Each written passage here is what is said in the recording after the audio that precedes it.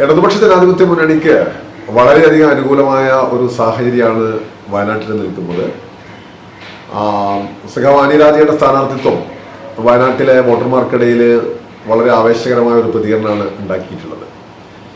ഇടതുപക്ഷ ജനാധിപത്യ മുന്നണിക്ക് വളരെ നല്ല സംഘടനാ സംവിധാനമുള്ള ഒരു ലോക്സഭാ മണ്ഡലം കൂടിയാണ് വയനാട്. കഴിഞ്ഞ തവണത്തേതൊരു പ്രത്യേക സാഹചര്യത്തിന്റെ ഫലമായി ഉണ്ടായ വിധിയെഴുത്തായിരുന്നു. കേരളത്തിൽ രാഹുൽ ഗാന്ധി മത്സരിക്കാൻ വന്നപ്പോൾ വലിയ പ്രതീക്ഷ നമ്മുടെ നാട്ടിലെ ജനങ്ങളിൽ ഉണ്ടാക്കി. ശബരിമല വിഷയം പൊതുവിൽ LDF-നെതിരായിട്ട് നല്ലതുപോലെ ഉപയോഗപ്പെടുത്തി.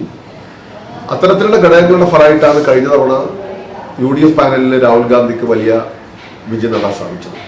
ഇന്ന് ആ സാഹചര്യമൊക്കെ ഒരു പഴങ്കഥയായി മാറി. അതിനുശേഷം നിയമസഭാ തെരഞ്ഞെടുപ്പ് നടന്നപ്പോൾ 3 സീറ്റിൽ LDF ഈ ലോക്സഭാ മണ്ഡലത്തിന്റെ പരിധിയിൽ വിജയിച്ചു. ആകെ വോട്ടിന്റെ വ്യത്യാസം എടുത്താൽ 40,000 താഴെ മാത്രമായിട്ട് അത് ചുരുങ്ങുകയും ചെയ്യുന്ന സ്ഥിതിയുണ്ടായി. സഖാവ് സത്യൻ മൊകേരി 2014 തെരഞ്ഞെടുപ്പിൽ 20,000-ൽ പരം വോട്ടിന് മാത്രമാണ് അവിടെ പരാജയപ്പെട്ടത്. വളരെ അഭിമാനകരമായ ഒരു പോരാട്ടമാണ് അന്ന് LDF നടത്തിയിട്ടുള്ളത്. അപ്പൊ ഇതെല്ലാം കാണിക്കുന്നത് വയനാട് ലോക്സഭാ മണ്ഡലം അങ്ങനെ ഏതെങ്കിലും ഒരു പ്രത്യേക കക്ഷിയുടെയോ മുന്നണിയുടെയോ കുത്തകയായിട്ട് കണക്കാക്കാൻ സാധിക്കില്ല എന്നുള്ളതാണ്.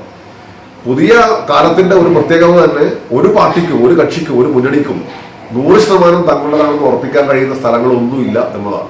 പുതിയ വോട്ടർമാർ, പുതിയ സാഹചര്യങ്ങളൊക്കെയാണ് നിർണായകമാകുന്നത്. രാഷ്ട്രീയ സാഹചര്യങ്ങളാണ് തെരഞ്ഞെടുപ്പിലെ ജയപരാജയങ്ങൾ എപ്പോഴും നിശ്ചയിക്കുക. ഇത്തവണ ഇടതുപക്ഷ ജനാധിപത്യ മുന്നണിക്ക് വളരെ അനുകൂലമായ സാഹചര്യമാണ് വയനാട്ടിലുള്ളത് എന്നാണ് എൻ്റെ ഉറച്ച വിശ്വാസം.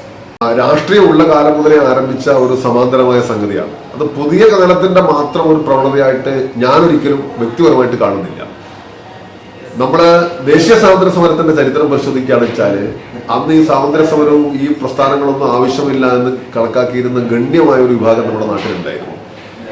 ഒരു ഘട്ടത്തിൽ നമ്മുടെ നാട്ടിൽ സ്ത്രീ വിദ്യാഭ്യാസത്തിന് വേണ്ടിയുള്ള ചർച്ചകളൊക്കെ നടക്കുന്ന കാലത്ത് അതിനോട് വളരെ നിഷേധാത്മകമായ സമീപനം സ്വീകരിച്ചിരുന്ന വലിയൊരു സെക്ഷൻ ഉണ്ടായിരുന്നു. അപ്പോൾ മലയാളികളുടെ ഓർമ്മയിലുള്ള ഒരു നോവലിസ്റ്റാണ് CV രാമൻപിള്ള. CV രാമൻപിള്ള പെൺമക്കളെ വിദ്യാഭ്യാസത്തിനേക്കാൾ വളരെയധികം അയച്ചിരുന്നില്ല. അത് നമുക്ക് വിശ്വസിക്കാൻ തോന്നില്ല ഇന്നത്തെ കാലത്ത്. പക്ഷെ രാമൻപിള്ള പെൺമക്കളെ വിദ്യാഭ്യാസത്തിന് അയച്ചതേ ഇല്ല. മാർത്താണ്ഡവർമ്മയെ തലമുറയാക്കി എഴുതിയുള്ളത് വേറൊരു കാര്യം. അപ്പൊ ഈ അർത്ഥത്തിൽ രാഷ്ട്രീയ ബോധത്തോടൊപ്പം തന്നെ വളർന്നു വന്ന ഒന്നാണ് അരാഷ്ട്രീയ ബോധം എന്ന് നമുക്ക് പറയാൻ സാധിക്കും. അത് എല്ലാ മേഖലകളിലുമുണ്ട്.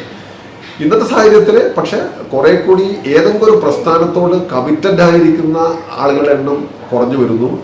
പാർട്ടി കുടുംബങ്ങൾ എന്ന് പറയുന്ന സങ്കല്പങ്ങളിൽ വലിയ മാറ്റം വന്നു. അച്ഛൻ, അമ്മ, മക്കളെല്ലാം തന്നെ ഒന്നിന്റെ ഭാഗമാകുന്ന ഒരു പ്രവണത പണ്ടത്തെ പോലെ ഇല്ല എന്ന് പറയാൻ സാധിക്കും. സർവോപരി വോട്ടർമാരുടെ മനസ്സ് മനസ്സിലാക്കാൻ പ്രസ്ഥാനങ്ങൾക്ക് വളരെ ബുദ്ധിമുട്ടുന്ന ഒരു സാഹചര്യമുണ്ട്. കണക്കൂട്ടലുകൾ തെറ്റിക്കുന്ന തരത്തിൽ ഇവരുടെ താല്പര്യങ്ങൾ മാറുന്നു എന്നതൊരു പ്രധാനപ്പെട്ട കാര്യമാണ്. പുതിയ തലമുറ വെൽ ഇൻഫോംഡ് ആണ് പല കാര്യങ്ങളിലും. പക്ഷെ അവർക്ക് കക്ഷി രാഷ്ട്രീയത്തിന്റെ സാധാരണഗതിയിൽ നമ്മൾ അഭിനമിക്കുകയും വിഹരിക്കുകയും ചെയ്യുന്ന മേഖലകളിലൊന്നും വലിയ താല്പര്യമില്ല എന്ന് വേണം മനസ്സിലാക്കാൻ. എന്തായിരുന്നാലും ഒരു ഇൻക്രീസ് അല്ലെങ്കിൽ ഒരു ഹൈ ആയിരിക്കുന്ന നമ്പർ യങ്സ്റ്റേഴ്സ് പിന്നെ സാഹചര്യങ്ങൾക്കനുസരിച്ചും സ്ഥാനാർത്ഥിയൊക്കെ നോക്കി വോട്ട് ചെയ്യുന്നവരാണെന്നാണ് എനിക്ക് തോന്നുന്നത്.